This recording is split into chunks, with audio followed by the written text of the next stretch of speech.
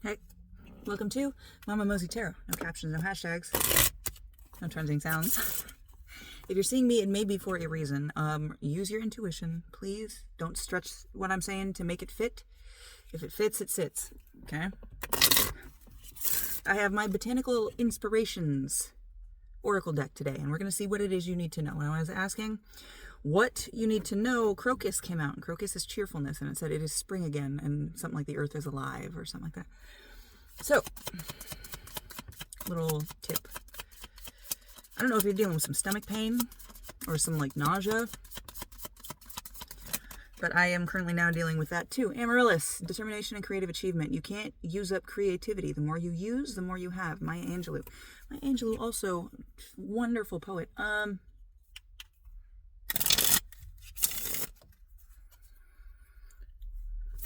So with the stomach ache, it feels like even though there's shit that you might be nervous about, dreading, not really wanting to approach or do, that feeling goes away once you start, right? Or it's going to get a little worse and then it's going to go away. But the point is it's not going to go away by you just sitting there. It's not going to go away by you lamenting what has happened or what you've lost or what you seem to think you've lost. Because with that creativity, you can't use up creativity. The more you use, the more you have with this Amaryllis card here. This feels like you're ignoring that there is something that's not, and I don't want to say wrong, but something not ideally showing up in your situation. But however it's showing up, it's time to go. It's time to move. Time to act. Bellflower, Campanula, gratitude. Gratitude makes sense of our past, brings peace for today, and creates a vision for tomorrow.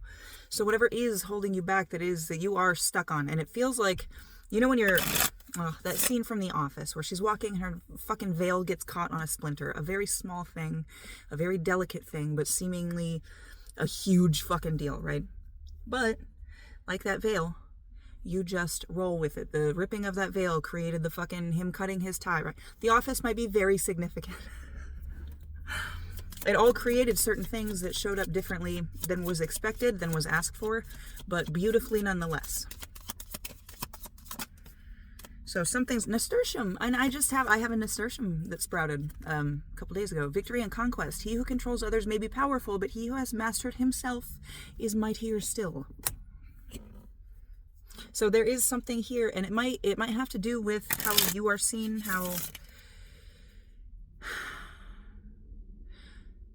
I don't want to say how you're seen to interact with the world, but how you're seen to interact with the world. It's like there's a hang up with that, and that because you might be doing something differently, people are going to say that there's something that's dried up, something that's used up. You're pulling from a place of falsity. But what is important is that it is not false for you, okay? This person can say, oh, it's like if I was to do a read and somebody came on and they wrote down every definition for every single card and was like, that's not what that read means. I'm a little bit of an intuitive reader, okay? So I take the base meaning of the card and I make a narrative based on how I feel, how my intuition feels, how my body feels, even what pops through my head, because how my intuition relates, how your intuition relates is relatably. So what do I love about The Office? What do you love about The Office? What I love about The Office is it's a sign of connection, of being somewhere that it's not necessarily where you want to be, but being there, you can find gratitude, right? That's, if you think about it, that's really a lot of the point of The Office. Nobody necessarily, I mean, Dwight wants to be there. Nobody necessarily wants to be there, but they are all there and they're all experiencing things and living their life and having those experiences. 404 on the timer. So this is foundational to you. And it's not just moving for moving's sake.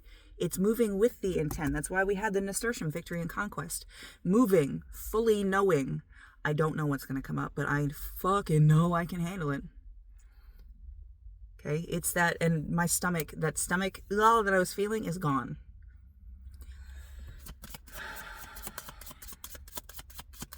And now it's that sense of, if I had just done it sooner, but it's not that embarrassment. It is that understanding, how that lesson fits, how you learned that lesson, how that lesson showed up in your life. It's not that sense of, I mean, there's a little embarrassment there, but it's not that, fuck, I have to go hide. I can't think about this. This is so, give me something for the cringe and let me die. That's not this. It's this acceptance, because you are strong, because you know you, okay? So actually, I want to put all of this away. Once you step into that knowing, into I am who I am, Popeye also might be significant. I am who I am, and I'm strong enough to handle things as they come. If I need to be flexible to handle something that I haven't experienced before, I can absolutely do that too. Call me Michael Flatley, Lord of the Dance. Life's a Dance. Also, John Michael Montgomery might be significant. That's an old one. I want to know what you can expect, and I hate to use the word expect because it has so many connotations to it. I want to know what you can expect to see, or might see, once you step fully into this concrete form of yourself. Okay? What can you expect to experience or see? Sacred Lotus. Nymphaea Cerulea. Enlightenment. No mud, no lotus. This is all of this, everything that you are grateful for. Hate that it fucking happened. Every single little piece of everything that you have fucking experienced, everything has brought you to this exact point right here. The way that you took is not the only way to get there. There's a million different routes that bring you here, but there are a million different little lessons that you pick up along the way, okay? It all depends on you. So, enlightenment, that's what you can expect once you fully step into this concrete form of yourself, okay?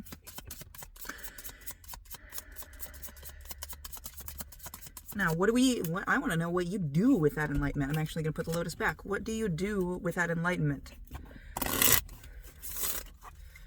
And I don't want to say what are you meant to do, because free will feels really important here. It feels like saying that you're meant to do this is going to have you like tiddlywinks, just applying a little bit of pressure and you're gone. But in that other space, pressure, creating you a diamond because you are so solid and set, okay? So, what are you meant to do with your enlightenment? Hyacinth. Playfulness.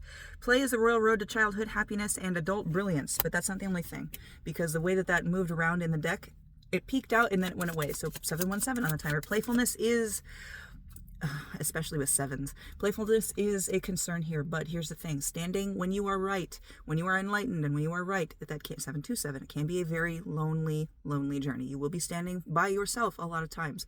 There are going to be people that are saying, you're right, you're wrong. It is up to you to know if you are right, what aspects you could be wrong in, exploring those. Okay? There's not a super enlightened person that's going to come down and be like, hey, that's not very enlightened of you.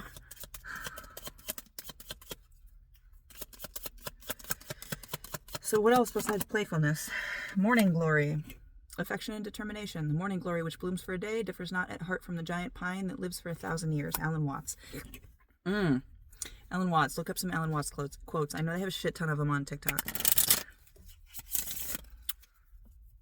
So this is more than playfulness and flitting about, making connection to forget the previous connection, making this one and forgetting that one, making this one and forgetting that one. This isn't flitting about to connection just for you, just so you can get the pollen. Okay? This is connecting with others, helping others, fomenting. What do bees do? They gather pollen from one flower to another. They create, they co-create. Okay? You have co-creation here. There is playfulness, gratitude, understanding. But the thing that's really catching me is differs not at heart from the giant pine that lives for 1,000 years.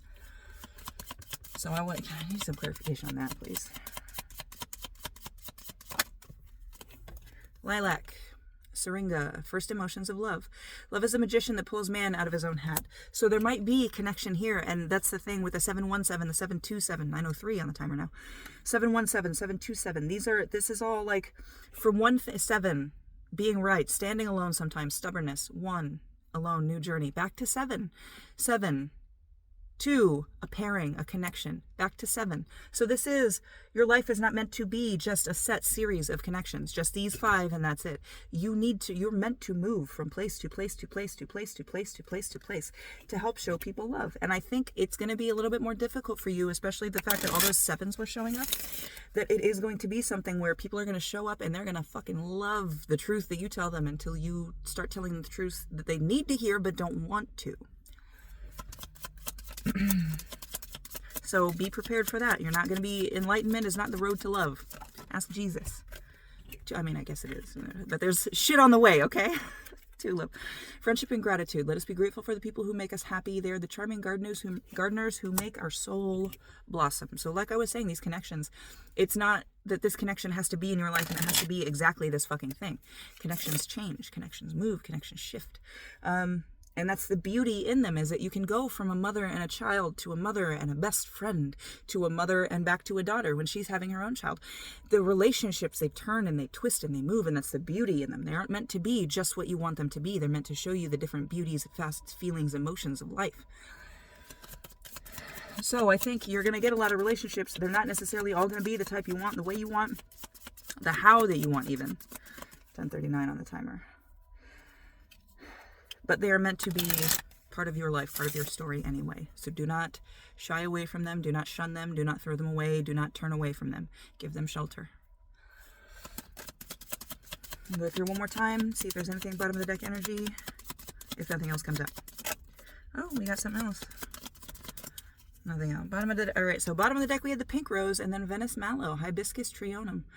Delicate fleeting beauty. When life is not coming up roses, look to the weeds and find the beauty within them. Weeds. What do weeds do? They're seen to take. A lot of them are nitrogen fixers. They make the soil healthier. Some of them, yes, they do take away nutrients from other things, and then they tend to kind of inhibit other things. But that's the whole point, is with gratitude coming out as well. Find the beauty wherever you are.